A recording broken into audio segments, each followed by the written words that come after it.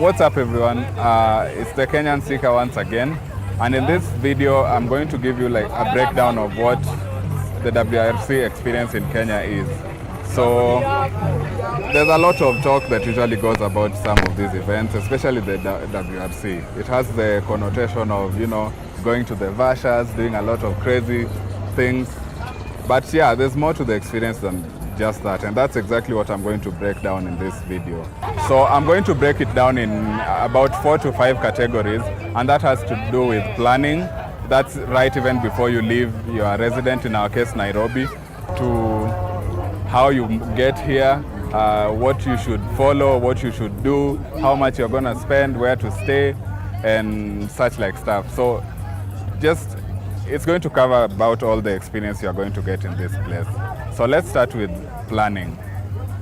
One thing you need to realize when you're coming to such a place is that movement is key, because all these stages of WRC are going to take place in different places. Yes, generally it's in Naivasha, but to be honest, there are some far-flung areas like Soisambu, which you might have to think about how you'll move, say, from Naivasha to Soisambu. Usually I've found that most of these stages are about 40 minutes away from each other, others up to 1.5 hours. So you can imagine how this is going to be crazy, especially if you don't have a means of transport. So the first thing to consider when you're planning is, preferably if you don't have a car, get yourself either a friend who you can come with, or you might rent out a car, for example. So once that is done, you're going to have to think about what are you going to carry to such a place. First of all, for the past 2 years, we've seen that it takes about 4 days. So that means you need to plan for the 4 days. Well, I know there are some of you who will just go out there and figure it out as you move. Well, if that works for you, that's great, but I feel like there are some things you have to know. First, where are you going to spend the night, for example? Say you come here on Thursday, so that's Thursday night, Friday night, Saturday night, and I'd say Sunday night, because as it ends on Sunday, that's where all the interesting things are going to happen. The podium, say, the winners being awarded, you know, popping the champagne and sorts, and of course the end of event party that usually goes wild in these areas. Yeah, so having said that, think of where you're going to stay. In my experience, if you are really a good reveler, you might not need a place to stay, but well, you're gonna get tired at some point. So in that case, you must have someone who's dedicated to moving you guys around, such that if you end up partying the entire night, you still have someone who's in a position to like move you around, to make most of the good decisions for you, and even be like the voice of reason for the whole crew. I know that sounds too nerdy, but yeah, you need it. So secondly, if you are going to stay, I'd probably suggest get yourself an Airbnb. And these days they are cheap, for as cheap as even 3,500 for a residence that could host you for a night. So if you are to do, say, the 4 days, that might end up costing you about 3,500 times 4 days. That's about 12 to 15K. So if you have that, well and good. If you don't, find yourself who live around here in Naivasha or Nakuru. Those are areas within the proximity of the action, and this can help you big time.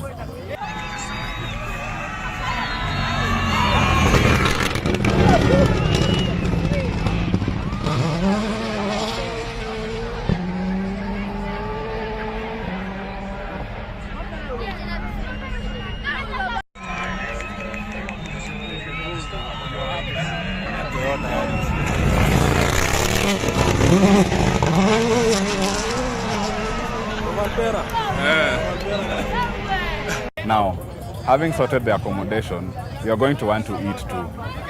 So again, you don't want to come here for 4 days and just survive on, you know, drinks and snacks and those other things you like to engage in. You're going to want to maybe have a proper meal, for example. After a day of standing and cheering for your favorite driver, you need to nourish yourself. So there are several areas here in Naivasha, but I have to give you a disclaimer in the sense that most of them are targeted towards tourists, and in such a time when they know that there's a lot of different people from different locations, even globally or regionally, are going to be coming here, the prices might shoot a bit. So technically budget properly for your meals, and if possible, and this is what I'd recommend the most, come here prepared with your own stuff and cook. Now, you might not have a jeep or that experience, the outdoor experience, but get yourself a gas, for example, get yourself cooking stuff that you can do on the go, and come here, set up your stuff, fry your bacon, fry your eggs, just do all the easy food to make that you can do out here. That will save you a lot from those expensive foods that might not even be what you are looking for ultimately. Yeah, if possible, if you can achieve that, have your own setup. Now, having sorted the meal, the next thing would probably be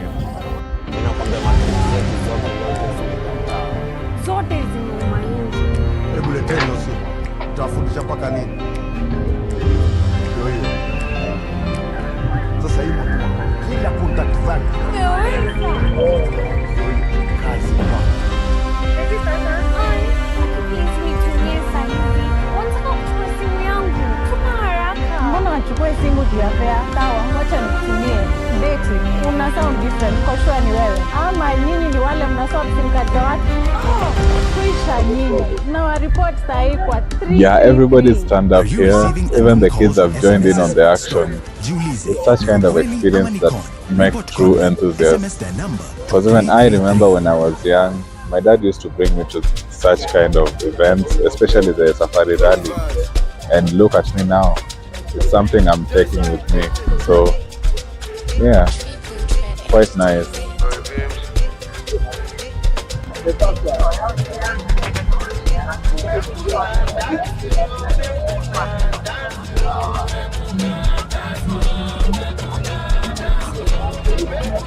The sports bring us together, people. A global event.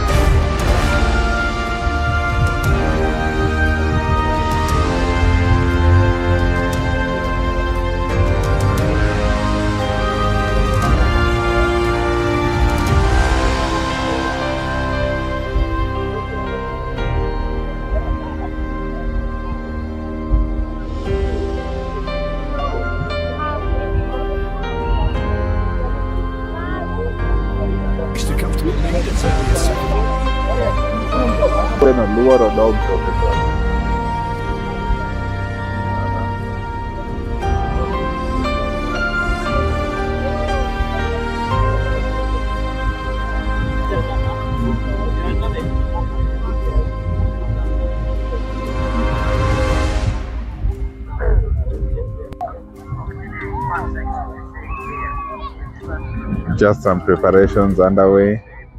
We are waiting for the first car to arrive, and that's gonna be at 9. Currently it's about 10 minutes past 8.